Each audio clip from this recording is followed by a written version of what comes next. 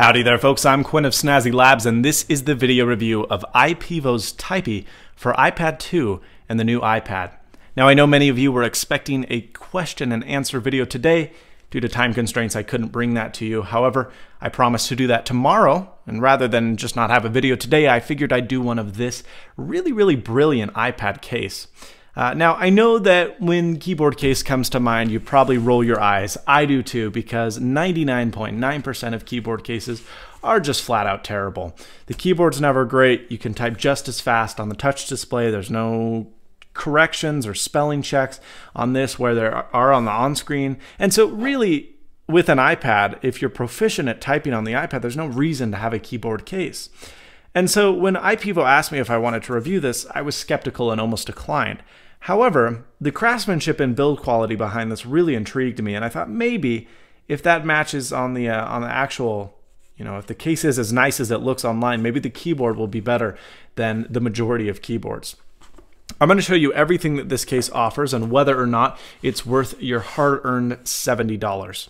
Now, as you can see, it's a beautiful lush leather. It comes in two colors, tan or black, and both tan and black have this beautiful brown strip that surrounds the case. It looks really nice. You have an IPEVO logo there. There is a camera hole cutout if you are one of those weird people who takes pictures on the iPad. And as you can see, the strap is magnetically held onto the case. All you have to do is unlatch it. And if we turn it around here, we can pull this tab up, and you can see it will unbuckle. Now there's another buckle right here, a little snap, and you can snap these buttons to adjust different heights. There's a 90-degree height, a 45-degree height, and like a 30-ish degree height. So let's do the 30-degree height, and then all you have to do is open the case, and as you can see, it sits very nicely. You can touch the display, and there's not going to be a whole lot of movement in there. It really is a pretty sturdy display. So that is something that was nice seeing. It does move around a little when you hit the edges, as on the back. It only really covers this. The only contact point with the desk is this part. So when you do touch these edges, you do get a little bit of wiggle, but it's really not bad.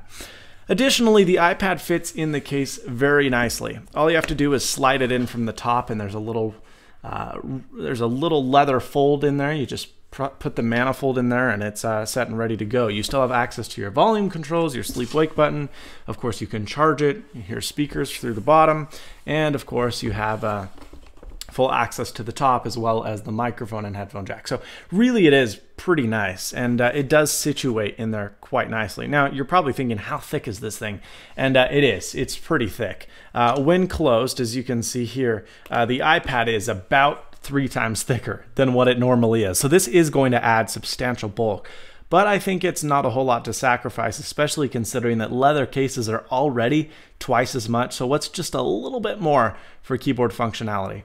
But yeah, I mean, the stitching, the craftsmanship on this is absolutely top notch. There's no question about that. But when you're paying $80 for a keyboard, the question is, well, is it a good keyboard? And I'm glad to report that it's better than most, although it still has its flaws, and I'm going to talk about those right now. Now, the best thing, hands down, about this is check this out. This thing is magnetic. It attaches to the bottom of the case. So what you can do is you can fold it up and use it while you're going. And if you're situated right here, if you've got it all lined up, great. You can type on this while it's near the iPad. But it's also magnetic. It's detachable. So if you want to type from on the couch or across the room, what have you, you can do so. Now it is limited to the range of Bluetooth, which is like 35 feet or something like that. But I was able to get pretty far away. Certainly further than I could even see the display, and it still kept on typing. So that was good to see. Now, as you can see up top, there are a myriad of specific function keys specifically for the iPad, and that's something I really like. The craftsmanship on this keyboard is just as good as the case. Beautiful leather, fantastic stitching. There's some nice padding here for your wrists, which is nice to see. And the keyboard itself is quite thin. Now, if we move over to the side here, we can see kind of the bay where everything happens. There's a power button, there's certainly an off switch, I've left it on. There's a little Bluetooth LED light that lets you know it's pairing, and there is a micro USB port for when you need to charge it. The battery will last on standby for, I believe, a month, and on constant use it lasts 24 hours. So I mean, you can go weeks without charging this thing and you'll be absolutely fine. Now let's talk about these specialty keys that are on this keyboard that make it so much cooler than all the rest. I am going to move my iPad's display so you can see it here, or hopefully so you can see it. So you can see some of the cool buttons and their functionality. Okay, so we've got the display right here, and I have got my keyboard. Now, if I tap the home button, it is going to take me home, which is really nice. You can tap that again to move through your folders, and then you can scroll through your menus, etc., etc. Additionally, you can press the Spotlight button or the little search button, and it will take you to Spotlight. Now, you don't actually need to be in the home screen to make this button work. All I have to do is touch that little magnifying glass, and it will take me straight to Spotlight, which is awesome. And I haven't seen another keyboard that does that. Additionally, there are copy and paste functions, which are really, really obscure and kind of confusing because you wouldn't expect them to work the way that they do. If I double tap the home button here, I can bring this notepad up, which I have a shopping list on. Now, if I wanted to copy this, I would still have to select it as I normally would, select all. But once I've done that, I can press this copy button right here, and then I can paste it.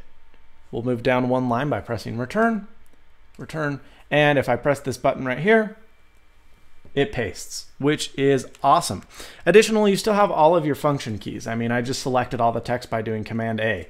So you still have all the function keys you're used to on a desktop environment, just on mobile. Now, there is also this little picture button. If we hit this, it throws the iPad into slideshow mode of all of the photos in your camera roll, which is also pretty neat. You're not going to be using that one a lot, but it's still neat that it's there. You also have this button so that you can bring up a software keyboard if need be. You have to be on a text line, but you can press that, and the software keyboard would pop up as well. And when the software keyboard is up, you can also press this button. If you have international keyboards available, like emoji or another language, you press this and it will toggle through your international keyboards. But since I have none, the button does nothing. And then the rest are really pretty boring. This one will turn. Oh, that one's cool. I forgot about that one. This one right here, that's a screenshot feature. So as you can see, you press that, and it takes a screenshot. I've never seen another iPad keyboard that can do that, which is really awesome because you don't have to, bother with the keyboard, the keys here. You just press it and you're ready to go. You also have all the standard play functions you're used to: play, pause, skip track, forward track. You have volume control, which is nice to see, and then you can also lock the display as well, turn it on and off. So that's pretty handy. Now, the problem with this is unnecessary keys, and I feel like there are too many. If you see the right side of the keyboard here, there are some obscure keys like home, end. You're never going to use these on an iPad. And this is designed as a Bluetooth keyboard to work with any laptop or any desktop, and it does. I mean, you could make this work with your iMac. But because of this, and because I imagine IPEVO wanted this to be a very utility-oriented keyboard, you can use all these keys on a computer. However, on the iPad, you're never going to use this home button. It's not the home button you'd think. It's like the actual home button that's on a PC or an end button.